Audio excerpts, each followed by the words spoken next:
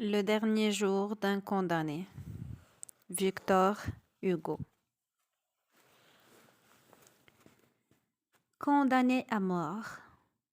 Voilà 5 semaines que j'habite avec cette pensée, toujours seule avec elle, toujours glacée de sa présence, toujours courbée sous son poids. Autrefois, car il me semble qu'il y a plutôt des années que des semaines, j'étais un homme comme un autre homme. Chaque jour, chaque heure, chaque minute avait son idée. Mon esprit jeune et riche était plein de fantaisie.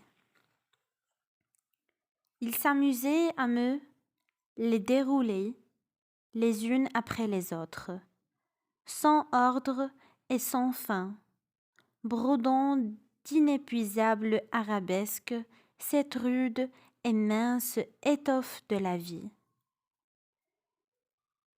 C'étaient des jeunes filles, de splendides,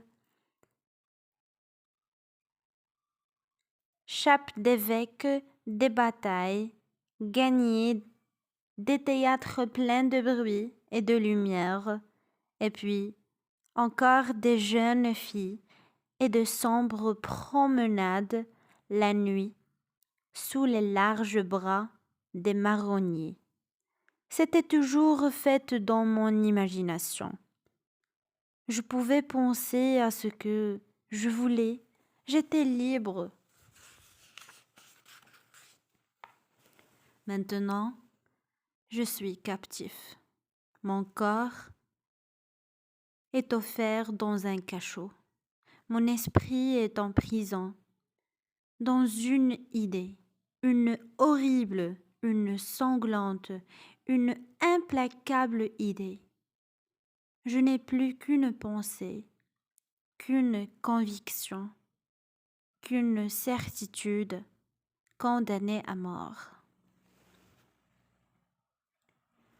Quoi que je fasse, elle est toujours là, cette pensée infernale, comme un spectre de plombe à mes côtés. Seule et jalouse,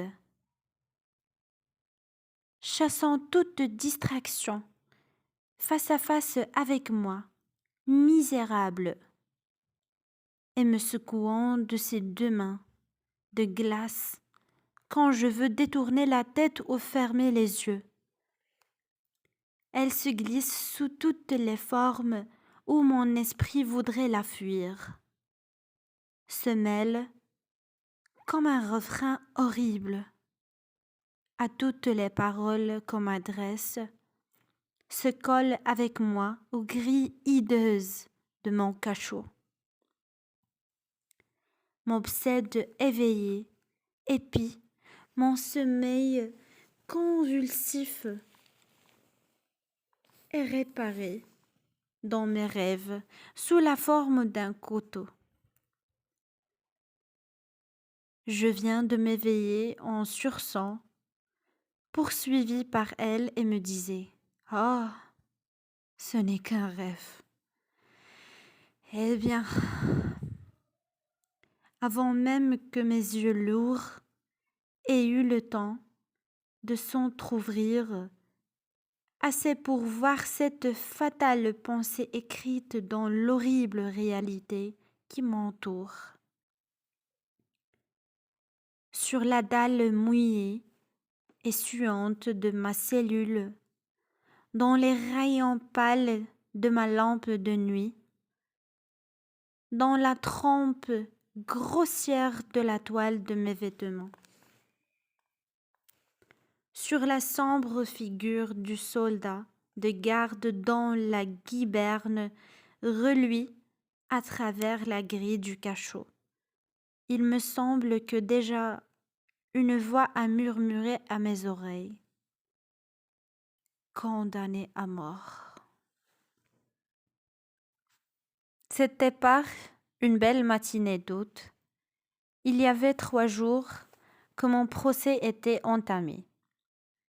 3 jours que mon nom et mon crime ralliait chaque matin une nuée de spectateurs qui venaient s'abattre sur les bancs de la salle d'audience, comme des corbeaux autour d'un cadavre.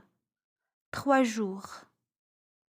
3 jours que toute cette fantasmagorie des juges, des témoins, des avocats, des procureurs du roi passait et repassait devant moi, tantôt grotesque, tantôt sanglante, toujours sombre et fatale.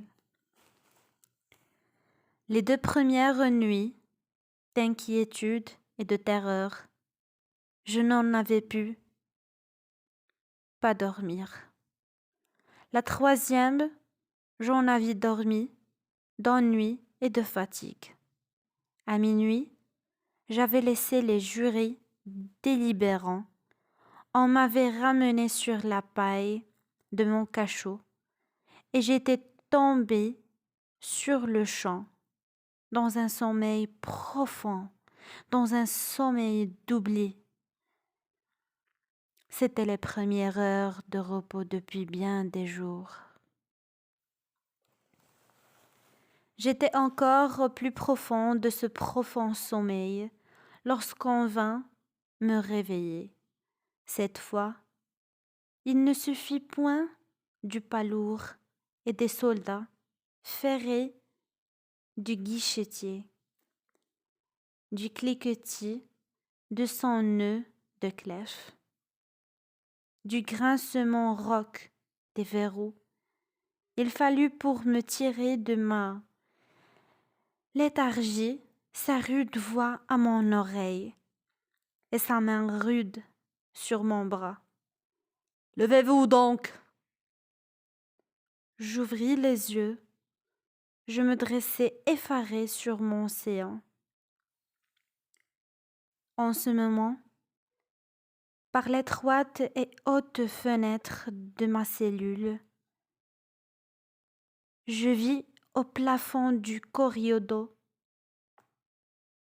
voisin, seul le ciel qu'il me fut donné d'entrevoir, ce reflet jaune où des yeux habitués aux ténèbres d'une prison savent si bien reconnaître le soleil. J'aime le soleil. Il fait beau, dis-je au guichetier. Il resta un moment sans me répondre, comme ne sachant si cela valait la peine de dépenser une parole. Puis, avec quelques efforts, il murmura brusquement: « C'est possible. » Je demeurai immobile, l'esprit à demi endormi, la bouche souriante, l'œil fixé sur cette douce réverbération dorée qui diaprait le plafond. « Voilà une belle journée, » répétai-je. « Oui, » me répondit l'homme.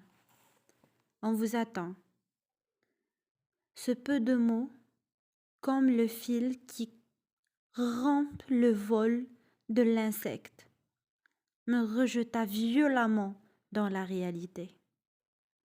Je revis soudain, comme dans la lumière d'un éclair, la sombre salle des assises, le fer à cheval des juges chargés de haillons ensanglantés, les 3 rangs de témoins aux faces stupides, les 2 gendarmes aux 2 bouts de Mont Blanc, et les robes noires s'agitaient, et les têtes de la foule fourmillaient au fond dans l'ombre, et s'arrêtait sur moi le regard fixe de ces 12 jurés qui avaient veillé pendant que je dormais. Je me levai, mes dents claquaient, Mes mains tremblaient et ne savaient où trouver mes vêtements. Mes jambes étaient faibles. Au premier pas que je fis, je trébuchai comme un portefaix trop chargé. Cependant, je suivis le geôlier. Les 2 gendarmes m'attendaient au seuil de la cellule. On me remit les menottes. Cela avait une petite serrure compliquée qu'ils fermèrent avec soin. Je laissai faire. C'était une machine sur une machine. Nous traversâmes une cour intérieure. L'air vif du matin me ranima. Je levai la tête.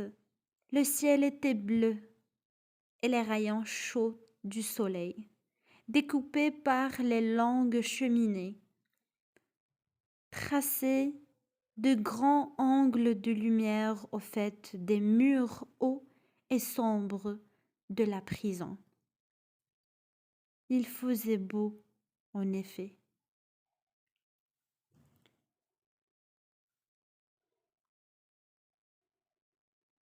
Nous montâmes un escalier tournant en V. Nous passâmes un corridor, puis un autre, puis un troisième. Puis une porte basse s'ouvrit. Un air chaud, mêlé de bruit, vint me frapper au visage. C'était le souffle de la foule dans la salle des assises. J'entrai.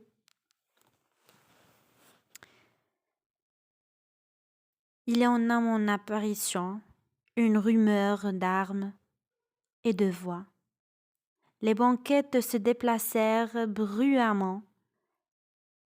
Les cloisons craquèrent et pendant que je traversais la longue salle entre 2 masses de peuple muré de soldats, il me semblait que j'étais le centre auquel se rattachaient les fils, qui faisaient mouvoir toutes ces faces béantes et penchées.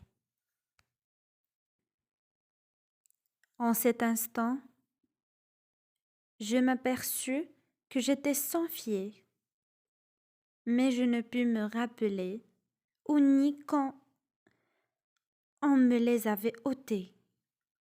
Alors, il se fit un grand silence. J'étais parvenue à ma place, au moment où le tumulte cessa dans la cour. Il cessa aussi dans mes idées. Je compris tout à coup clairement ce que je n'avais fait qu'entrevoir confusément jusqu'alors que le moment décisif était venu et que j'étais là pour entendre ma sentence. L'explique qui pourra, de la manière dont cette idée me vint. Il ne me causa pas de terreur. Les fenêtres étaient ouvertes, l'air et le bruit de la ville arrivaient librement du dehors. La salle était claire, comme pour une noce. Les gais rayons du soleil traçaient ça et là la figure lumineuse des croisés, tantôt allongées sur le plancher, tantôt développées sur les tables, tantôt brisées à l'angle des murs, et de ces losanges éclatants aux fenêtres, chaque rayon découpé dans l'air, un grand prisme de poussière d'or. Les juges au fond de la salle avaient l'air satisfaits, probablement de la joie d'avoir bientôt fini. Le visage du président, doucement éclairé par le reflet d'une vitre, avait quelque chose de calme et de bon, et un jeune assesseur causait presque gaîment en chiffonnant son rabat avec une jolie dame en chapeau rose, placée par faveur derrière lui. Les jurés seuls paraissaient blêmes et abattus, mais c'était apparemment de fatigue d'avoir veillé toute la nuit. Quelques-uns bâillaient. Rien dans leur contenance n'annonçait des hommes qui viennent de porter une sentence de mort, et sur les figures de ces bons bourgeois, je ne devinais qu'une grande envie de dormir.